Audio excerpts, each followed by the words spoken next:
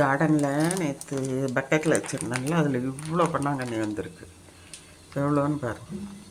கரெக்டாக 10 நாளைக்கு முன்னாடி பறிச்சோம். மறுபடியும் இந்த அளவு வந்துருக்கு. நல்லா தண்ணியில் அலசியாச்சு.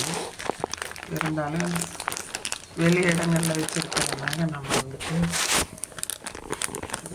கையில் கேமரா இவ்வளோ கீரை பொன்னாங்கண்ணி. நீங்கள் சும்மா இப்போ இந்த அளவு தண்டு இதை நீங்கள் இதை ஆஞ்சிட்டு இந்த தண்டை வச்சிங்கன்னா கூட வந்துடும்.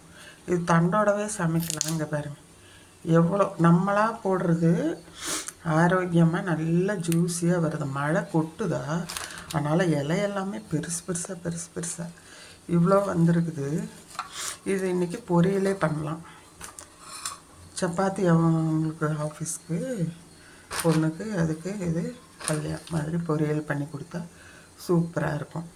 செய்துட்டு காமிக்கிறேன். நீங்களும் இது போல் நீங்கள் வாங்கி சாப்பிட்றீங்க இல்லையா கீரைக்காரவங்ககிட்ட, பிறகு அந்த தண்டை நட்டிங்கன்னா போதும், வந்துடும், வேறு விட்டுக்கோ அதே.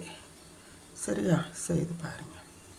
பொன்னாங்கண்ணி வந்து எதுக்கெல்லாம் நல்லதுன்னு டாக்டர் சுப்பிரமணியம்னு ஒருத்தர் யூடியூப்பில் சொல்கிறாரு. அவ்வளோ நல்லதுன்னு ஃபாலோ பண்ணி பாருங்கள்.